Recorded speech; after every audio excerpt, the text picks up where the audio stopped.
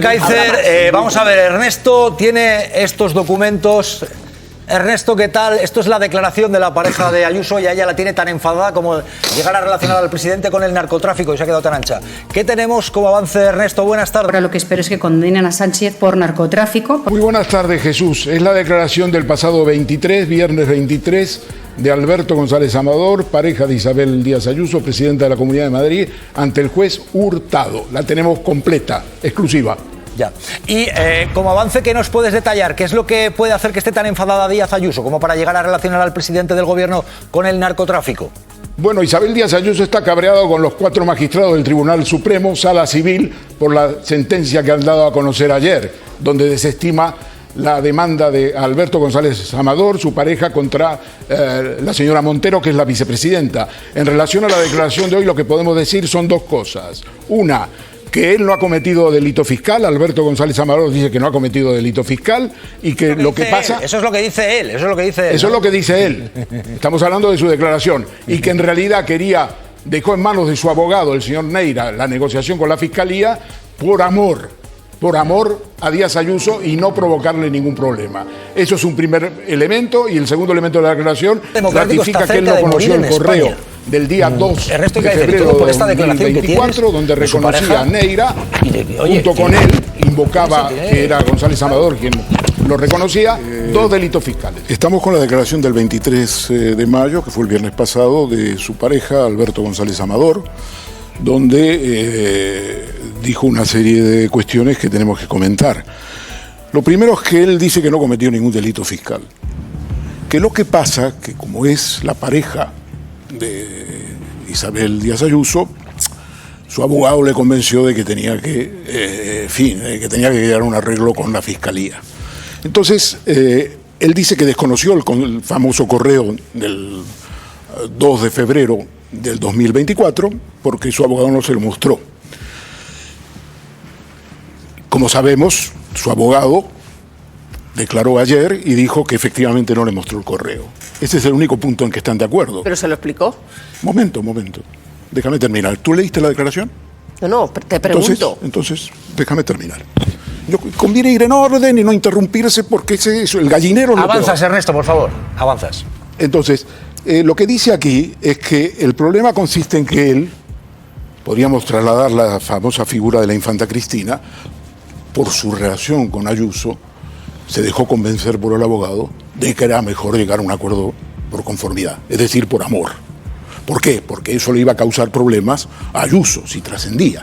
Ese es un poco el argumento que él da. Entonces el abogado le dice: oye, yo a ti te conté cómo iba esto, te conté cuáles eran las opciones y lo que decidimos era que no provocara daño en tu pareja. Y eso es lo que decidimos. Y por eso mandé ese correo.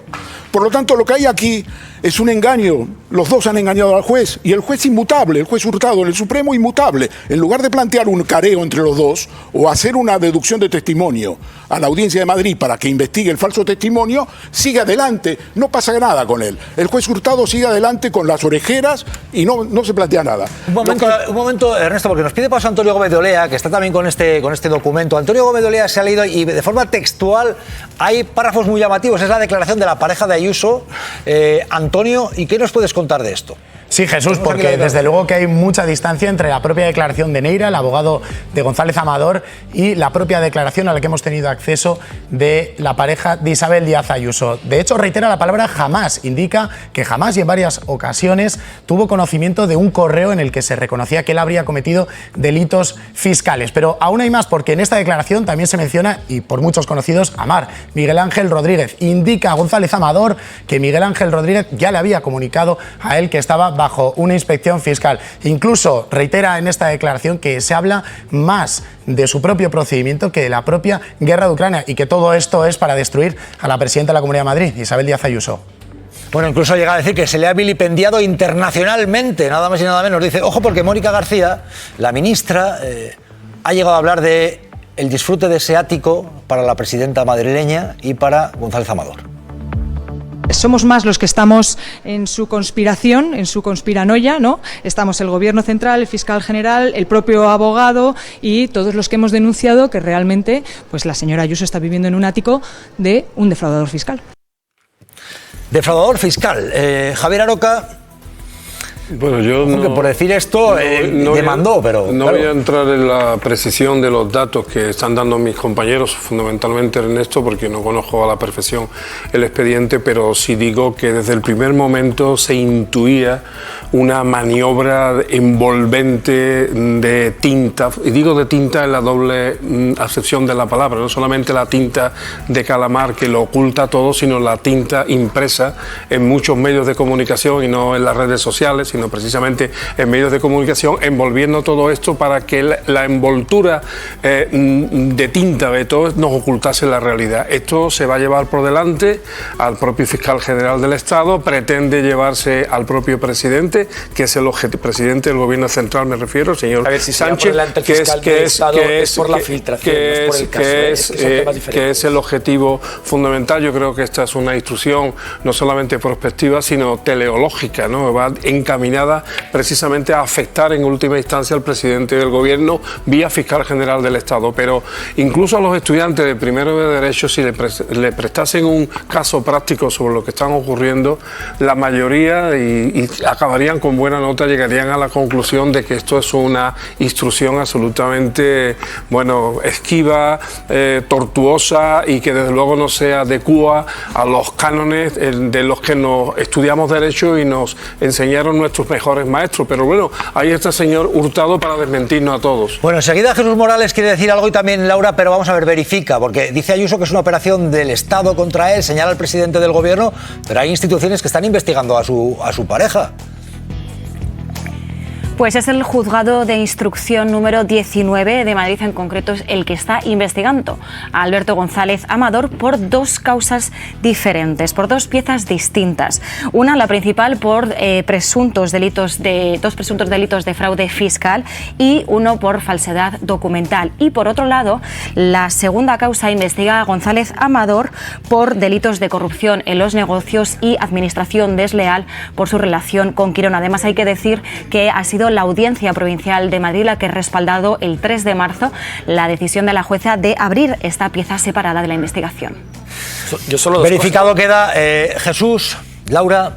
Son dos cosas, que hay que diferenciar un fraude fiscal posible de una persona privada, que si lo hay, que pague o que llegue a un acuerdo con Fiscalía o lo que sea, si lo hay, y el otro es diferente, una filtración que sale de Fiscalía de una persona privada.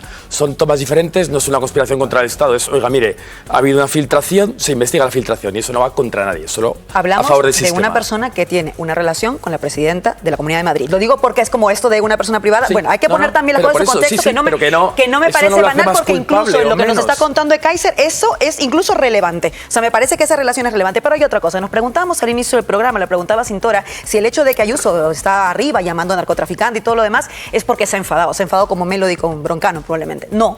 Yo creo que lo que pasa es que está asustada. Ayuso está asustada y lo que hace inmediatamente es manotazos de ahogado. ¿Y por qué está asustada? Por un lado, porque está lo del Supremo.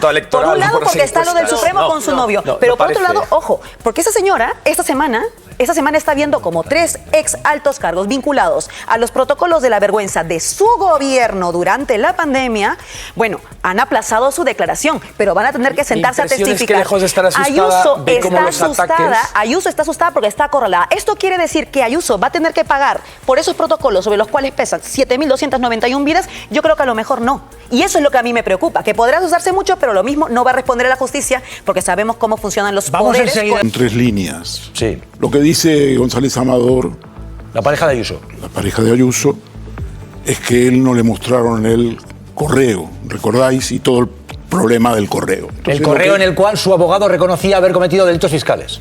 Que él había reconocido haber cometido delitos fiscales, no el abogado. Entonces él dice, me dice, mi abogado, Carlos Neira, Alberto, cuando tenemos las diferentes opciones de los caminos que íbamos a explorar, a madurar, si tiramos por la conformidad, recuerda que te comenté que tendrás que reconocer los hechos. ¿Está claro? Ese correo reconoce los hechos. Da igual si le mostró o no le mostró el correo. Lo que sabía González Amador es que tenía que reconocer, para llegar a la conformidad, los delitos fiscales. Esa es la conclusión. No sé si lo tienes claro. Sí, muy claro. Y la audiencia creo que también, que es lo más importante. Magistrado, vamos a ver. Estamos en un día en el que la presidenta de la Comunidad de Madrid dice que hay una operación de Estado contra ella. Operación de Estado por el caso de su pareja. Que van contra ella. La verdad es que cuando he visto esto de una operación de Estado contra la pareja de Ayuso, francamente no lo consigo entender, porque claro, yo lo que veo son dinámicas que vemos en los juzgados, que yo he tenido cientos de casos similares en los que los inspectores de Hacienda, que son gente muy cualificada, que hacen informes muy bien trabajados, muy bien documentados, detectan una serie de cuestiones y las trasladan al juzgado, que obviamente no en una operación de Estado, sino en el uso de sus funciones constitucionales, abre un procedimiento penal. ¿Y qué es lo que dice la inspección de la Hacienda Pública? Pues algo que, como digo, vemos muy frecuentemente en los juzgados. Lo que dicen es que presuntamente González Amador recibió durante la pandemia ingresos de más de 3 millones de euros por mediación en la venta de material sanitario, por pagos de Quirón, y en lugar de declarar 350.000 euros en impuestos que tenía que declararlos, lo que hizo fue presuntamente algo que, como digo, es una rutina habitual en este tipo de delitos, es inventar facturas, amañarlas, falsearlas, para declarar que tenía muy pocos beneficios y no declarar ese dinero a Hacienda. Esto, que es lo que se está investigando, yo no le veo el glamour de una operación de Estado civilina, astuta, para acabar con un rival político. Le veo más bien la ordinariez, digamos, de actuaciones muy rutinarias ante el juzgado por fraudes, actitudes fraudulentas. De hecho, el abogado defensor de González Amador es un gran experto fiscalista que fue muchos años inspector de Hacienda, y él mismo, según ha declarado en el Tribunal Supremo, consideró que era oportuno, según las instrucciones del cliente, reconocer que había claramente delitos de falsedad y contra la Hacienda Pública. Por eso digo que no veo una glamurosa operación de Estado muy calculada políticamente, y veo algo que se presencia, pues yo lo he visto en determinadas ocasiones en mi propio juzgado. Mire, quedar en nuestras casas, hay que votar siempre, por mucho que intenten aburrir. Votar hay que votar, el que quiera votar y a quien considere, la ideología que considere, que vote. Llamas a la participación, el que quiera, pues es el llamamiento de Aroca. Lo cierto es que Ayuso ve corrupción en el gobierno, no ve mal en lo que ha hecho su pareja, que era no pagar Hacienda. Muy contundente, ¿eh?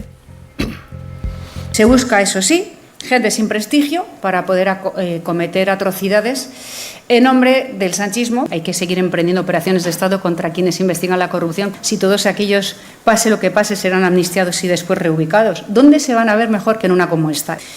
Eso sí, al no ser que Sánchez vea las puertas abiertas del cielo con alguna ocurrencia de última hora para llevar a la tensión máxima a los españoles y con alguna con algún adelanto, con alguna mentira nacional de las suyas a las que ya nos hemos, algunos acostumbrado, nosotros no, llevarnos a unas urnas teniéndonos despistados.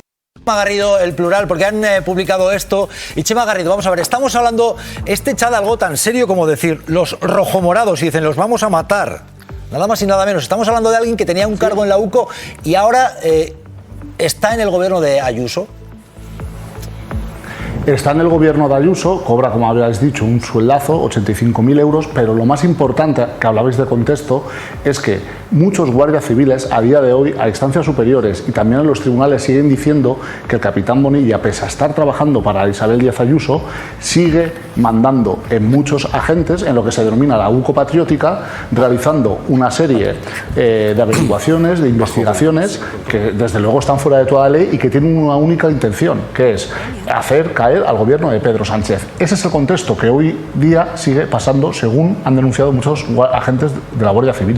Ya, pero entonces, lo que está ocurriendo en este caso es que esta gente está hablando en cierta forma de venganza contra un gobierno que está y que no les gusta y les gustaba más el anterior, y luego curiosamente acaba en otro también del Partido Popular. Porque esto, claro, si hay partidismo de este tipo es también llamativo. Bien. Hemos accedido a más de 3.600 mensajes. Estas conversaciones del capitán Bonilla con su confidente se inician en 2016.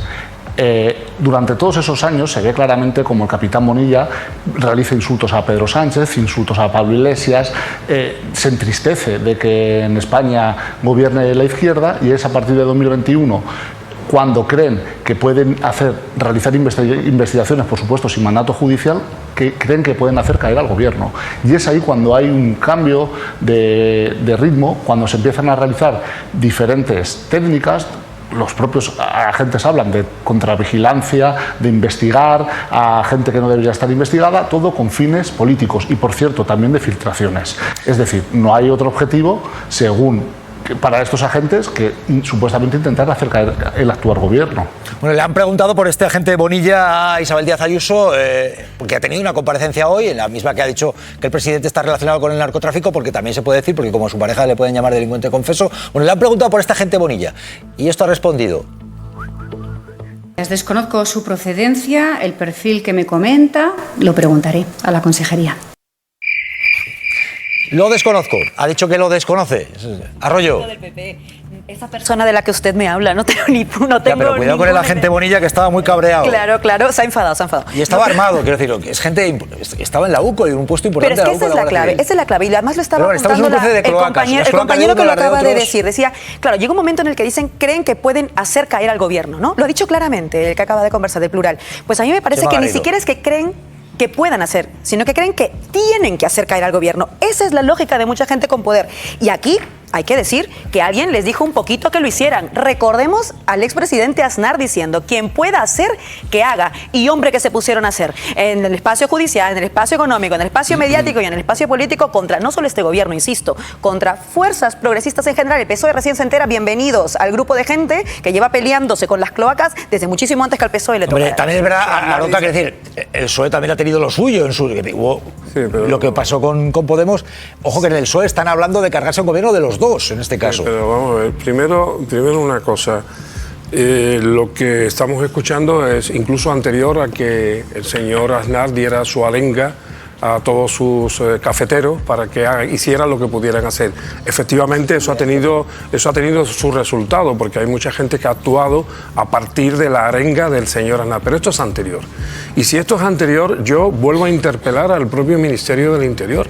Es decir, ¿quién es el responsable de todo lo que ocurre en el Ministerio del Interior? El ministro. Y si el ministro no es responsable, el presidente del gobierno. Y si a los dos se le ha colado a alguien, por ejemplo, un secretario de Estado o determinados cuerpos o miembros de cuerpos que son incontrolados o incontrolables, eso demuestra una falla en nuestro sistema democrático tremendo. Vamos a ver. O gente que estaba ahí ya hace tiempo. No, por supuesto, pero una policía patriótica puede ponerse en marcha por dos sistemas. Uno, porque el gobierno de turno lo ponga en marcha, parece que Fernández y compañía y el PP lo pusieron en marcha, o otra manera es de manera espontánea, porque hay alguien que piensa que ellos son el Estado y que por tanto incluso sin órdenes pueden modificar a España según su propia ideología y su propio pensamiento. Pero vuelvo a insistir, no debe de haber posibilidades dentro de la UCO de que haya elementos sin control, porque dependen o de los jueces o jerárquicamente de sus superiores. Y si eso ha fallado, los que tienen que dar explicaciones son sus jefes y los jueces. Bosch, muy buenos días. Hola Silvia, buenos días. ¿Y a partir de ahora qué? Con esta contradicción sobre la mesa, ¿qué medida podría tomar el juez para dilucidar si realmente fue uno el que envió el correo, si el otro lo sabía? ¿Cómo puede actuar ahora el juez antes de determinar si el caso del fiscal general del Estado finalmente avanza? Bueno, son dos cosas muy diferentes que realmente no se acaban de tocar.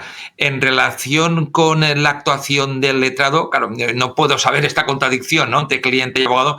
Sí que puedo explicar la práctica en generalidad de los casos. Lo que es habitual es evidente que un abogado defensor, en la gran mayoría de los casos que vemos en los juzgados, no se conforma, no acepta, y mucho menos una pena de prisión y pagar cerca de 500.000 euros en concepto de responsabilidad civil y de multa sin haberlo comentado con el cliente. Esto es lo normal, por una razón jurídica, además de mucho peso, que es que un pacto entre el fiscal y el abogado defensor no vale nada, es un brindis al sol si luego el cliente no lo acepta ante la autoridad judicial, y por tanto ningún abogado va a ir a negociar esto si no tiene el aval de su cliente. Esa es la regla general. A partir de ahí, esto tampoco tiene conexiones directas con la causa del fiscal general, en la que hay otros elementos de relevancia, como si hay indicios suficientes o no de delitos sólidos de que el fiscal general remitió estos correos a periodistas. Si es cierto que hay periodistas que los tenían el día antes, son otros elementos, pero que no están conectados con el reconocimiento o no de culpabilidad por parte de González Amador, que se tiene que ver en esa causa específica por falsedad y fraude fiscal y que no tiene relación directa con la causa del fiscal general. Es verdad, María, que... O sea, sinceramente me llama la atención, sabiendo que forma parte de que la estrategia ahora mismo es ir contra el fiscal general, a mí me llama la atención la rotundidad, porque yo no estoy acostumbrada, con la que un abogado deja por mentiroso a su cliente. Es decir, las declaraciones ayer del señor Neira diciendo que había faltado a la verdad, López Amador, a mí yo eso no estoy acostumbrada a oírlo así. Dice con total claridad que él actúa sabiéndolo, por supuesto, su cliente y de la mano de su cliente para llegar a un acuerdo después de que él admitiera que había cometido un fraude fiscal. Es que si no dice eso, González Amador sería el único cliente del señor Neira. Ya, porque a ver quién va a ir a un abogado que pacta con la es fiscalía. habitual, Ojo, María, es que es muy grave, porque, y ¿sabes qué pasa?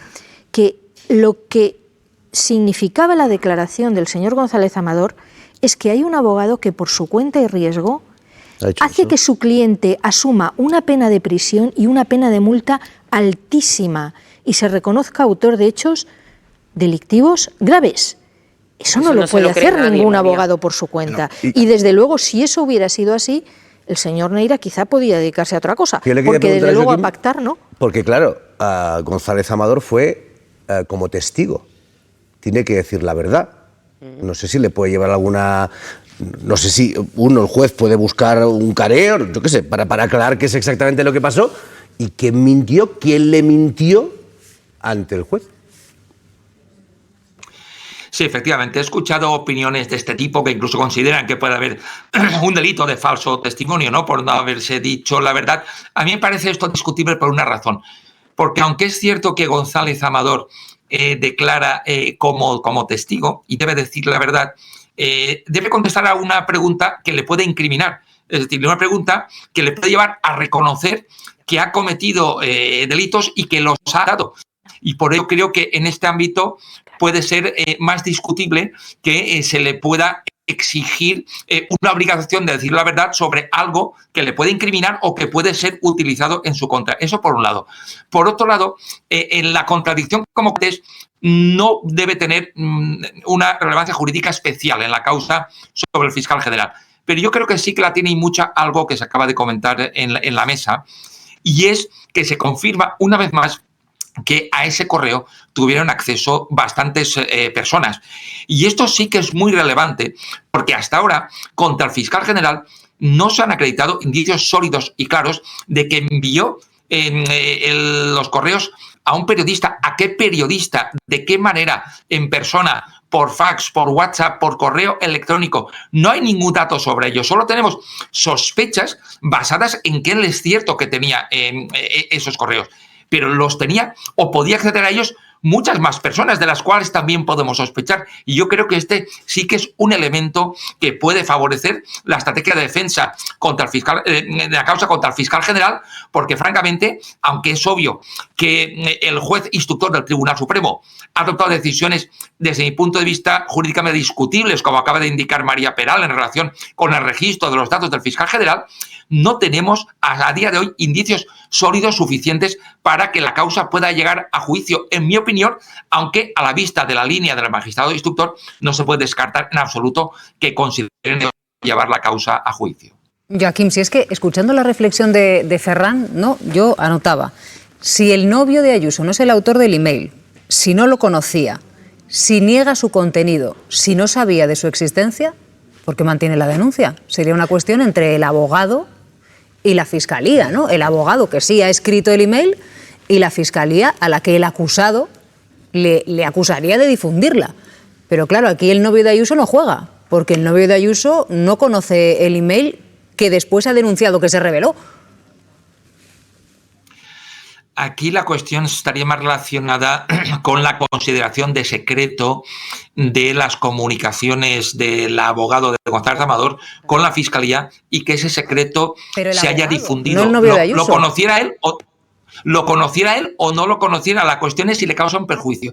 Y ahora se pone sobre la mesa otro elemento que también ha sido cuestionado por bastantes juristas y que se acaba de indicar en la mesa, si efectivamente ese secreto causa perjuicio, porque efectivamente se debe estar ante un perjuicio de tipo antijurídico, y en este ámbito hay una sentencia del Tribunal Supremo que también acaba de salir en la que dice que no ha habido una vulneración del honor.